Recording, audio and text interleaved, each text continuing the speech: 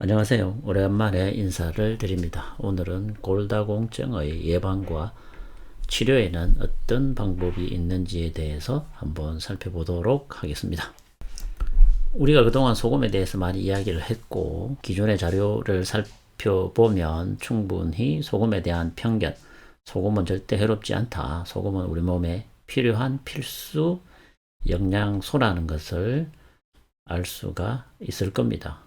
그래서 소금에 대한 주제는 충분히 이야기를 했고, 이제 앞으로는 우리 생활 습관과 관련된 질환들, 생활 습관을 바꾸면서 건강을 어떻게 회복할 것인가, 이런 부분들을 한 번씩 텀이 나는 대로 다루어 보도록 하겠습니다. 제가 바쁘다 보니까 간혹 생각날 때 이렇게 한 번씩 인사드리는 것을 이해해 주시기를 바랍니다. 우선 골다공증이 뭔지에 대해서 한번 살펴보도록 하겠습니다. 골다공증은 뼈 형성의 감소와 관련된 대사성 뼈 질환이다. 뼈 대사는 나이, 미네랄, 비타민, 호르몬, 성장 인자에 의해 조절된다. 우리가 골다공증 하면 떠올리는 미네랄이 뭡니까? 칼슘이죠. 칼슘을 먹으면 골다공증이 좋아질 거다, 이렇게 막연히 생각하지만 전혀 그렇지 않죠. 오히려 칼슘을 챙겨 먹음으로 해서 부작용을 초래하는 사례도 빈번하게 발생할 수 있습니다. 왜냐? 대사라는 것은 칼슘 하나에 의해서만 이루어지는 게 아니기 때문이죠.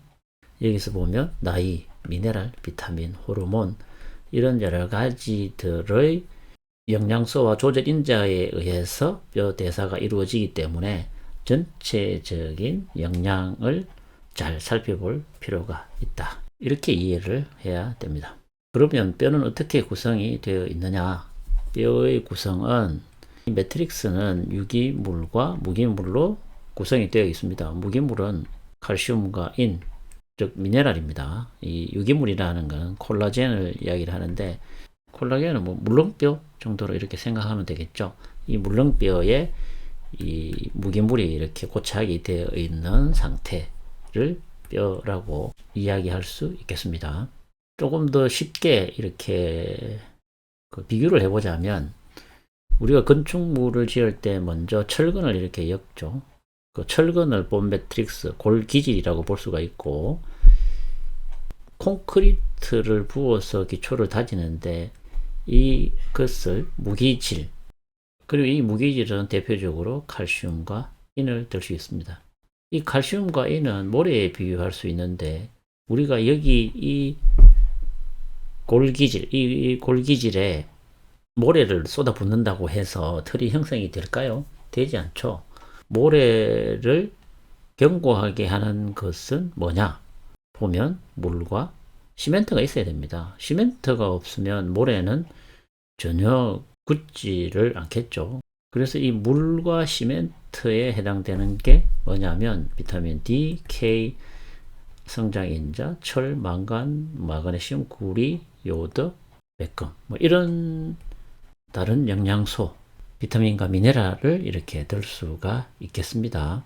그러니까 결국은 칼슘과 인을 붓는다고 해서 이 뼈대가 완성이 되는 게 아니라, 칼슘과 인을 어떻게 하면 뼈에 잘 붙여주느냐. 그래서 시멘트와 같은 작용, 물과 시멘트와 같은 작용을 하는 것이 이런 비타민과 다른 영양소들이 필요하다, 이런 이야기입니다. 이 부분은 서울 삼성병원에서 한 부분을 캡처해 온 건데요. 골다공증성 골절을 예방하기 위해서 하루에 초록색 잎채소, 케일, 쑥갓, 쑥, 무청 한 접시를 섭취함으로써 비타민 K를 500 마이크로그램 이상 섭취하는 것이 효과적이다. 골다공증에 이렇게 칼슘을 권하는 것이 아니라 오히려 비타민 K가 많이 들어가 있는 채소류를 이렇게 정리를 해서 권하고 있습니다. 왜 그러냐? 비타민 D가 필요하기 때문이죠. 비타민 D는 칼슘이 체내에 저장되도록 돕는 영양소가 비타민 D다. 비타민 D는 햇볕을 보면 콜레스테롤이 이렇게 변환이 되어서 생성이 가장 많이 되죠. 말린 표고버섯에 들어있고 주로 이 소장에서 칼슘의 흡수와 혈액의 칼슘의 농도를 조절하는 조절 영양소에 해당됩니다. 그 다음 비타민 K는 혈중에 비타민 K가 부족하면 칼슘이 골기질과 결합하지 못하고 뼈에서 칼슘이 배출되어 뼈 밀도가 낮아지고 이에 따라 골다공성 골절의 위험이 증가한다. 이 비타민 K의 역할이 오히려 칼슘보다 더 중요할 수 있죠. 그러니까 칼슘이 골기질과 결합하기 위해서는 이러한 영양소가 필요한데 이 시멘트와 같은 영양소가 없으면 오히려 칼슘은 혈액에 떠돌아다니면서 결석을 유발하거나 안 좋은 영향을 미칠 수밖에 없습니다. 그래서 칼슘은 적절하게 혈액에서 그 농도를 유지하면서 필요한 부분들은 이렇게 뼈에 들어가서 딱 고착화가 돼야 되는데 이러한 역할을 하는 데는 이 비타민 K가 또 필요한 역할을 합니다. 그래서 여기에서 내리는 결론은 뭐냐? 연구 결과 칼슘 혹은 칼슘과 비타민 D를 섭취하는 것보다 칼슘, 비타민 D, 비타민 K를 함께 섭취했을 때 골다공증의 예방 효과가 가장 높았다라고 이야기를 합니다. 칼슘의 양을 조절해주고 또 칼슘을 데리고 가서 뼈에다가 이렇게 붙여주고 이러한 어떤 것을 일련의 대사작용이라고 하죠. 그래서 우리가 골다공증에 칼슘 먹는다. 아니죠. 이렇게 여러 가지 영양소를 같이 섭취했을 때 훨씬 효과적이 되는 겁니다. 또 이 외에 필요한 무기물, 미네랄은 마그네슘이 있는데 마그네슘은 혈액순환에 영향을 미치고 칼슘 농도를 조절하는 것으로 알려져 있다. 결핍 시 뼈의 부갑상선 호르몬의 응답을 제한하여 뼈 모세포를 감소시키고 뼈의 소실, 골다공증을 발생시킨다. 역시 마그네슘도 필요하다는 이야기입니다. 칼슘과 인의 농도를 유지하는 기전에 관여하는 물질은 부갑상선 호르몬, 갑상선 호르몬, 비타민 D, 섬유, 모세포 성장 인자, 각 호르몬은 혈청 칼슘의 미세한 변화에도 민감하게 반응하여 상호작용하면서 위장관, 골격, 신세뇨관에서 강력하게 칼슘 수치를 조절한다. 그러니까 골다공증을 치료하기 위해서 이런 호르몬을 분비하는 기관들 그리고 다양한 영양소들이 같이 어우러져야지만 뼈 건강을 도모할 수가 있다. 이렇게 볼 수 있는 거죠.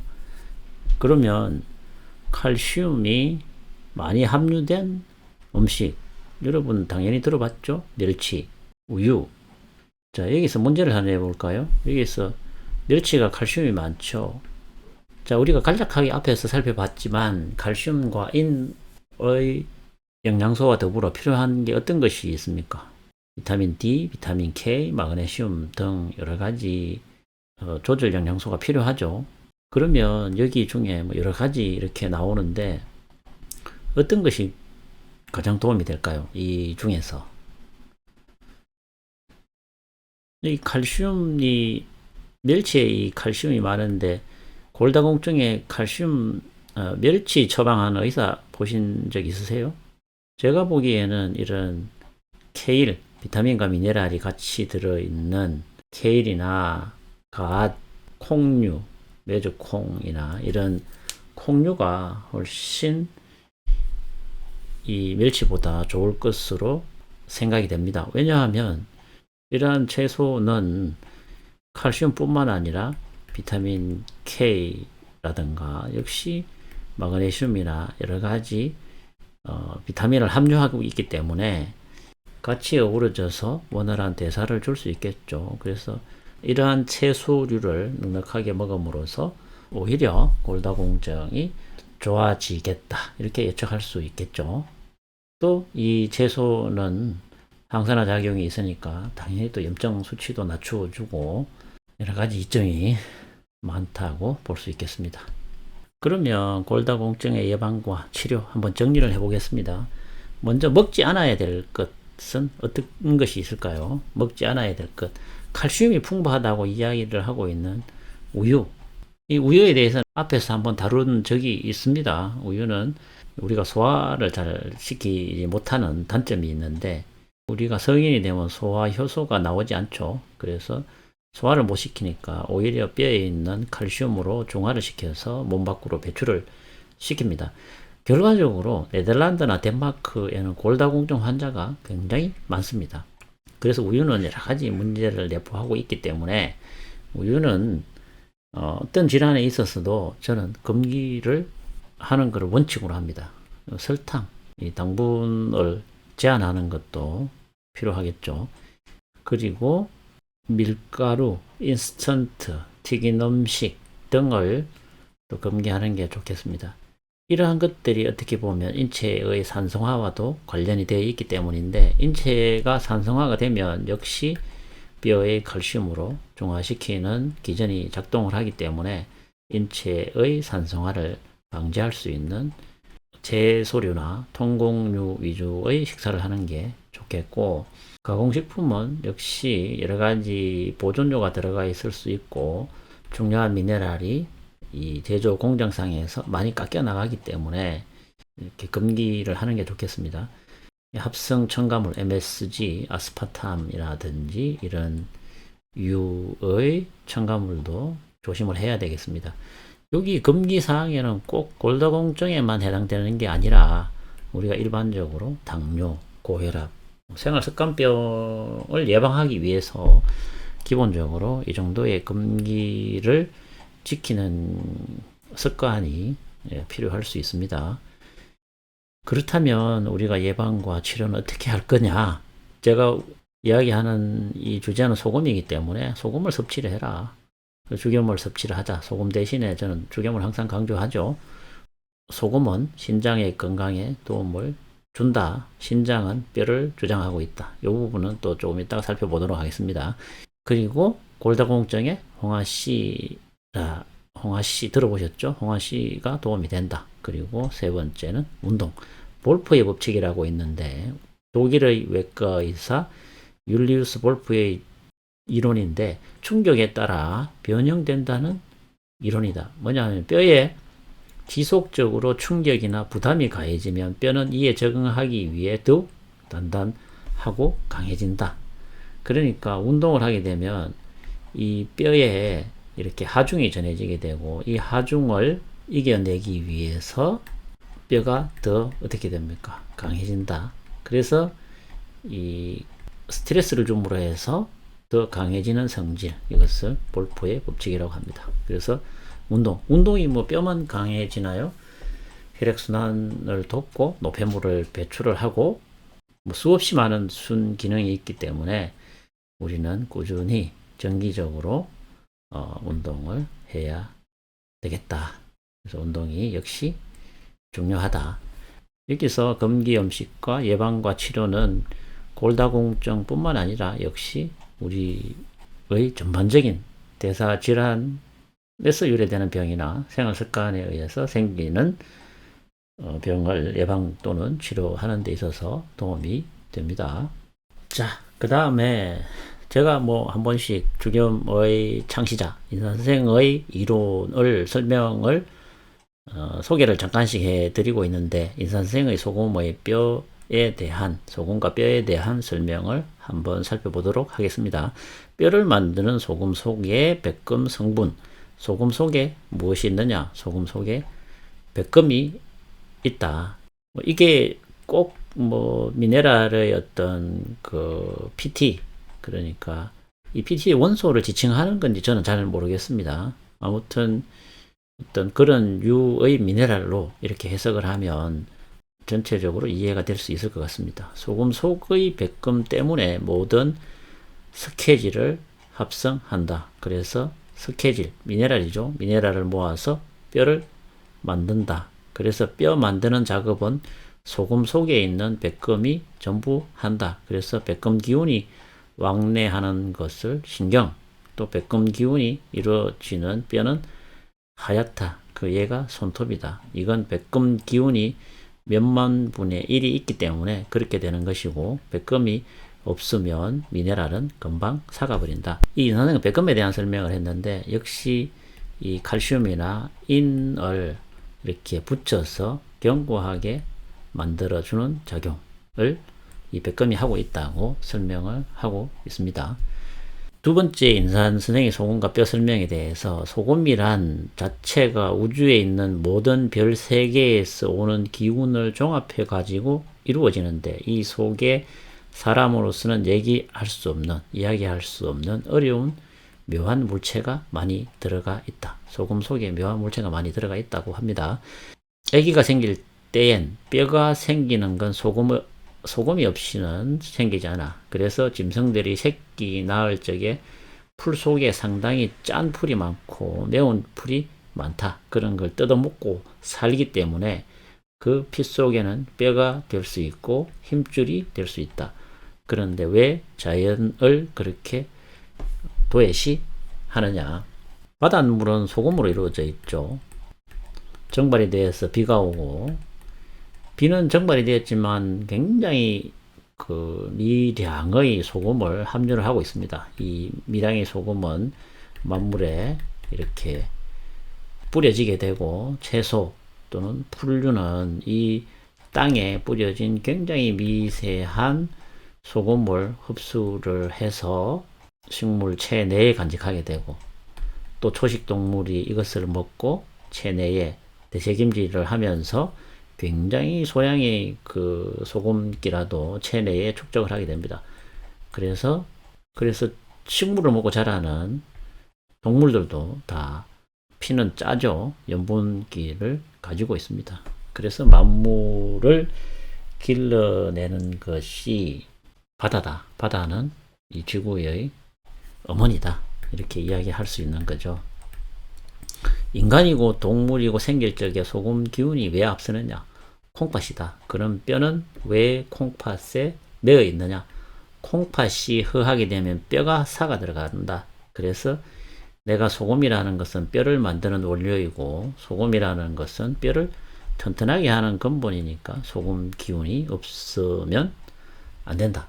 이 이론에 대해서 조금 이해하기 어려운 부분이 있긴 합니다만은, 신장이라는 곳은, 이 신장이라는 곳은 소금을 다시 인체로 끌어들이는 역할을 하죠. 우리가 여러 번 살펴보았듯이 RAS 시스템을 이용을 해서 소실이 되는 소금을 다시 필터링을 하면서 부족한 염분들은 체내로 돌려보내는 작용을 합니다. 그래서 우리는 바다에서 살다가 육지로 올라왔는데, 신장이 소금을 계속해서 몸 안으로 회수를 시켜주는 이런 필터링 장치가 되어 있기 때문에 육지 생활을 할 수가 있는 거죠. 그래서 신장은 소금을 관할하는 장기로 볼 수가 있고, 이 신장은 오히려 소금을 관할하면서 건강해집니다. 그래서 저염식을 오래 하게 되면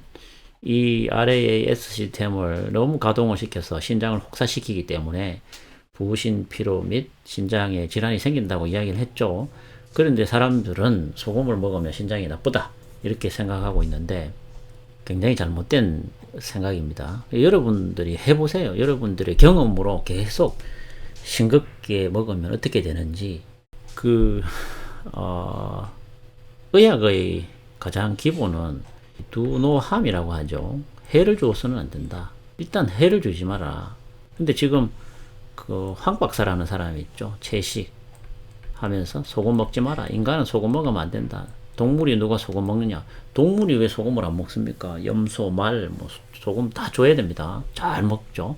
소금을 잘 먹으면 건강하고 새끼도 잘 넣고 우유 생산량도 느는데, 이 황이라는 사람은 소금을 일치 안 먹이니까, 더군다나 채식을 하면서, 이 채식에는 칼륨이 많죠. 칼륨은 또 이 소금을 배출시키는 데 있어서 상당히 강한 기량작용을 하는 그런 미네랄이죠.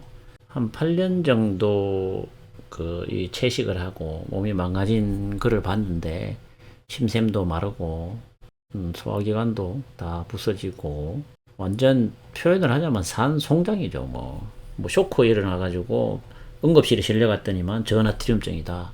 그래서 이제 수액 맞고 집으로 와서 이제 왜 그런지 뭐 그래도 몰라요. 그래도 자기가 채식을 하고 소금을 많이 먹지 않아서 그런 증상이 왔는지를 모른다니까요. 그거를.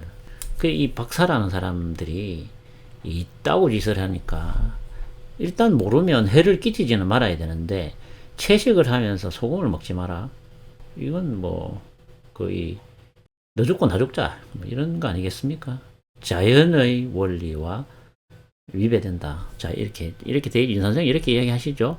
자연을 도외시하느냐, 자연을 도외시하느냐, 바보 같은 놈 아닙니까 이게. 자, 아까 홍아 씨가 골다공증에 도움이 된다 이렇게 이야기를 했는데 이 홍아 씨의 골다공증의 효과에 대해서는 이 많은 논문 자료들이 있습니다. 그래서 이 홍아 씨를 분말해서 섭취를 하거나 환유로 먹기 좋게 해서 만들어서 먹는 것, 그리고 여기에 죽염이나 이런 것들을 넣어서 같이 넣어서 이렇게 혼합용 환으로 만든 것을 먹어도 좋고 홍아씨도 넉넉하게 먹어도 이 골다공증에 도움이 된다는 이런 결과물들이 있으니까 이 홈페이지에 가서 여러분들도 더 공부하고 싶으면 한번 찾아서 보세요. 홍아씨의 식품 성분 한번 간단하게 살펴보겠습니다. 자, 여기서 칼슘 있고 당연히 요 모래에 해당되는 것, 그 다음에 구리나 마그네슘, 망간, 철, 그리고 칼륨 등 영향을 미칠 수 있는 다른 미네랄들이 들어있다. 뭐 이렇게 참고로 보시고, 이것도 역시 인산 선생 말씀입니다. 또 홍아씨가 장수할 수 있는 비결은 뼈가 가루되어 더 낫게 하고 뼈가 부러져도 빨리 낫게 하는데, 뼈가 야무진 사람이 바로 죽느냐 중풍이 오느냐 이런 거는 없다. 그렇기 때문에 요새 뼈가 없는 애들이 있는데 뼈가 안 생기는 애기는 없다. 홍아씨를 먹어서 뼈가 안 생기는 애기는 없다. 그런데 오래 살 수 없다는 이야기가 말이 될까? 그러니까 뼈라는 게, 뼈는 뭐 뼈 안에서 우리가 뭐 골수를 가지고 있잖아요. 그래서 골수에서 뭐가 생깁니까? 수에서 역시 우리는 조혈을 하고 여러 가지의 면역계를 담당하는 이런 세포들을 잘 생산하더라. 그러면 골수가 건강해야 되겠죠. 골수가 건강하려고 하면 역시 뼈가 건강해야 되고, 그래서 이러한 것들이 다 제대로 맞아야지만 우리는 건강한 생활을 영위할 수 있다. 그러기 위해서 뼈의 건강을 위해서는 여러 가지 영양소들, 그리고 대사작용, 우리의 어떤 염증 수치를 줄여줄 수 있는 대사작용까지 쳐다볼 줄 알아야 되겠다. 이런 이야기를 간략하게 드립니다. 참고로 이렇게 해서 여러분들에게 간단하게 골다공증에 대해서 살펴보았는데, 골다공증 이야기를 하면서 여기에 있는 금기사항, 식품, 또 우리가 대사질환을 바라보는 어떤 특징이 딱 한 군데만 치우쳐서는 안 된다. 전체적인 거를 살펴볼 필요가 있다. 나쁜 것은 일단 먹지 않고, 또 좋은 것은 좀 찾아서 잘 먹고, 탄수화물, 단백질, 지방의 섭취가 그런 이런 영양소들의 섭취도 중요하지만 역시 조절인자, 비타민과 미네랄도 충분하게 골고루 섭취를 함으로 해서 여러 가지 대사작용을 도울 수 있는 거니까, 이건 뭐 꼭 골다공증에만 해당되는 것이 아니고 모든 질환을 바라볼 때 이렇게 전체를 바라보는, 전체를 생각하는 영양소와 조절 영양소, 그리고 대사작용, 이런 부분들을 전체적으로 이해하고 또 그런 생활 패턴을 바꿈으로 해서 질병을 극복하려고 하는 노력을 해야 된다. 병원에서 약 하나 주면 덜렁 먹고 낫는다, 이런 생각을 좀 하지 말자. 그렇게 요약을 할 수가 있겠습니다. 요즘은 제가 혈액학에 좀 빠져 있어서 현미경으로 혈액을 들여다보는 것을 자주 하고 있습니다. 다음에 시간이 될 때 여러분들에게 적혈구 그리고 백혈구의 모습을 정말 좋은 이미지로 방식으로 한번 촬영을 해서 보여드릴 기회를 가질 텐데요. 기대를 하셔도 좋습니다. 우리의 면역을 담당하는 백혈구의 아름다운 모습을 한번 같이 관람할 수 있도록 한번 해보겠습니다. 건강하세요. 감사합니다.